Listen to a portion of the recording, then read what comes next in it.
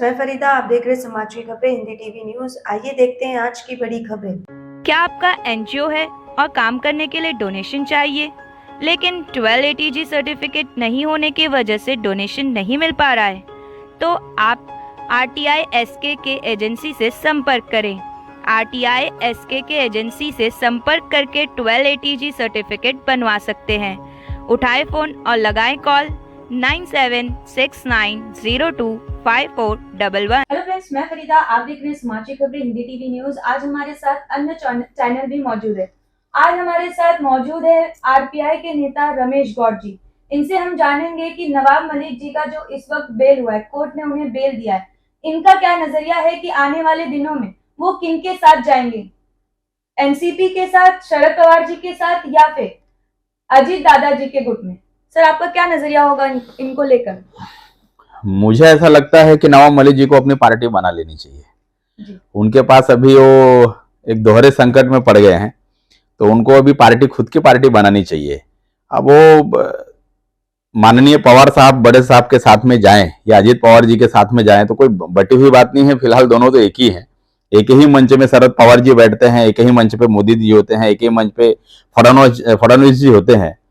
तो इसमें कोई बोलने जैसी बात नहीं है। पूरी जनता देश की देख रही है, महाराष्ट्र की जनता देख रही है कि इस समय सबको भाजपा में आना है, सबको महायुति के गठबंधन में आना है। आरपीआई और भाजपा के जो गठबंधन है, सबको आरपीआई और भाजपा से हर किसी पार्टी को जुड़ना है। तो इन सारे नेताओं को मुझे लगता है कि त्याग देना चाहिए अपने पार्टी में और आरपीआई में आके शामिल होना चाहिए या भाजपा में आके सदस्यता लेनी चाहिए। सर, लोगों का ऐसा कहना है कि एनसीपी के तोड़ने के बाद जब अजीत दादा सत्ते में आए तो उसके बाद ही नवाब मलिक जी को रिहाई मिली है। इस पर आप क्या कहना चाहेंगे? मैं इसीलिए तो बोल रहा हूं कि ये कोई देश की जनता से छुपी हुई बात नहीं है, सब एक ही हैं। अजीत पवार जी जो पार्टी में आए हैं वो माननीय शरद पवार जी की इच्छा से आए हैं। शरद पवार जी की इच्छा के बगैर राष्ट्रवादी पार्टी में पत्ता भी नहीं हिलता, ये हर कोई जानता है, सारे नेता जानते हैं, देश की जनता जानती है। तो जो नवाब मलिक की अभी बेल हुई है, इनमें कहीं ना कहीं एनसीपी अजीत पवार जी का हाथ है।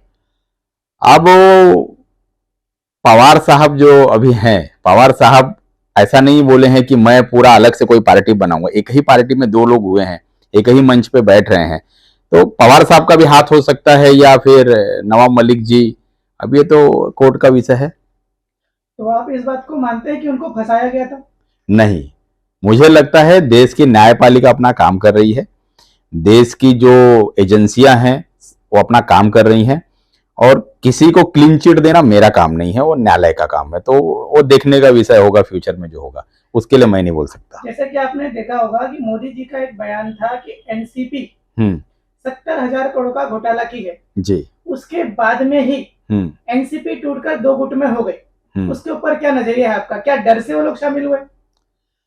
अब अगर डर से हैं तो पार्टी छोड़ना चाहिए, शामिल होने की क्या जरूरत है? पार्टी छोड़ना कैसे? वो उनको तो सारे एमएलए चाहिए ना। अरे एमएलए सारे क्यों? कोई पार्टी का एमएलए दूसरी पार्टी में क्या सदस्यता नहीं ले सकता? वो ज्यादा आसान होता है। जैसे कहा जाता है, हमारा संविधान कहता है कि 2/3 एमएलए जी। जैसे किसी पार्टी में 100 है तो 100 में से 60 या 70 अगर चाहें तो तोड़कर किसी और गुट में जा सकते हैं, अपनी पार्टी बना सकते हैं। देखिए, संविधान जो है ना वो विचार का विषय है इस समय। हाँ, पूरे देश की जो आज पार्टियां जो चल रही हैं, अब हर किसी को भाजपा से ही क्यों जुड़ना है? ये तो ऑलरेडी सरकार में थे, सरकार नहीं चला पाए तभी तो ये भाजपा में और आरपीआई जैसे बड़ी पार्टियों के पास साथ ये जुड़े हैं। अगर ये सरकार चला पाते, इनको 2.5-3 साल इनको मौका मिला, क्या रूल किया इन्होंने? लोगों को भागना पड़ा, कोरोना का आपने देखा ही माहौल क्या था, खाने पीने को मोहताज। आज सड़कों का आप हाल देखो ना, अभी 5,500 समथिंग कुछ करोड़ रुपया अभी माननीय मुख्यमंत्री एकनाथ शिंदे जी ने पास किया है। आते समय में धीरे धीरे वो चीज होगा। 2.5-3 साल माननीय उद्धव जी ने क्या किया? तीनों पार्टियों का इतना बड़ा गठबंधन था, इन्होंने मिलकर क्या किया? नेता डरकर पार्टी तोड़कर यहाँ वहां शामिल होते, इसके ऊपर आपका क्या कहना है? नेता डरता ही नहीं है। जेल जाने से डरता है कि जेल में जाना पड़ेगा। अगर वो जेल नहीं जाना चाहता तो किसी पार्टी में शामिल होता है डर के। एक नेता बताओ जो बिना जेल गए नेता बना हो। कुछ वक्त पहले अजीत दादा जब सत्ता में नहीं थे तो फडणवीस जी ने उन्हें ये कहा था कि चक्किंग पीसिंग वाले दादा, और उसी चक्की पीसिंग वाले दादा के साथ आज वो बैठे हुए हैं, सत्ता में हैं। इस बात पे आप क्या कहना चाहेंगे? कुछ दिन पहले मोदी जी ने भी अपने भाषण में कहा था कि 70,000 घोटाला के आरोपी को गिरफ्तार करवाया जाता है, ना कि अपने पार्टी में शामिल किया जाता है। आप इस बारे में क्या कहना चाहेंगे सर? पार्टी में शामिल करने का विषय अलग है, और 70,000 की जो जांच है वो तो ऑलरेडी चल रही है ईडी के पास, तभी ये बात मोदी जी के पास आई है।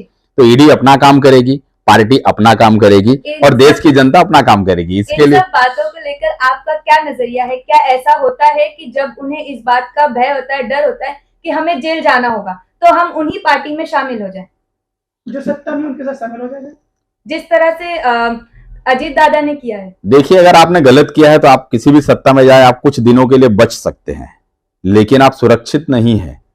आज कांग्रेस के समय में जिन लोगों ने भ्रष्टाचार किया था, आज वो बच गए क्या? और अगर आज यहां आए हैं तो क्या कांग्रेस की सरकार या अदर किसी पार्टी की सरकार जब बहुमत में आएगी तो उनको छोड़ेगी क्या?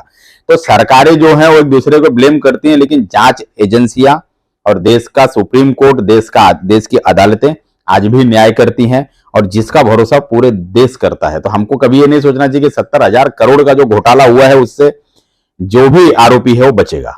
नहीं सर, सवाल हमारा ये नहीं था, आपने घुमा दिया। डर से लोग आते हैं, जेल जाना पसंद, उनको दो ऑप्शन ये है, जेल में जाओगे या हमारे साथ आओगे। सर, मैंने आपको वही बोला कि कौन सा नेता ऐसा है जो बिना जेल गए नेता बना है? एक नेता बताइए ना जो देश के संसद भवन में या पार्लियामेंट में या विधानसभा में बैठा है वो जेल ना देखा हो। गांधी जी भी तो जेल देखे, जेल कौन नहीं देखा है? सर, अभी भी आपने सवाल में जवाब बदल दिया सर। नहीं, मैं क्लियर जी। लोग डर से बीजेपी में शामिल होते हैं या बीजेपी का साथ देते हैं? नहीं, लोगों को सही राह पे चलना है, देश की जनता का आवाज बनना है, और अगर कोई इंसान सही रास्ते पे चलने के लिए सही जगह आता है तो ना डर होता है, ना जेल का डर है, ना सुरक्षा का भय है, वो उनको सही मार्ग पे जा रहा है, और सही मार्ग है। तो भाजपा और बड़ी जो पार्टियां हैं जो सही में देश के लिए काम कर रही हैं उनमें लोग आ रहे हैं, और मोदी जी के विचारों से लोग सहमत हैं, इसलिए लोग मोदी जी के पास आ रहे हैं। तो सर, आपका कहना है कि मोदी जी बहुत अच्छा काम कर रहे हैं? बिल्कुल कर रहे हैं। तो शायद सर, आपको शायद ये नहीं पता है कि आयुष्मान भारत पे एक ही नंबर पे 10,000 लोगों का इंश्योरेंस किया गया, जिसमें कई करोड़ के घोटाले किए गए। इसके ऊपर क्या कहना है आपका? मुझे लगता है इस पे आवाज उठानी चाहिए। तो क्या आप उस पार्टी में रहकर समर्थन में है, तो क्या आप आवाज उठाएंगे? बिल्कुल उठाऊंगा। मैं किसी भी पार्टी में हूं, गलत थोड़ी बर्दाश्त होगा। गलत तो गलत है, आवाज तो उठाया जाएगा।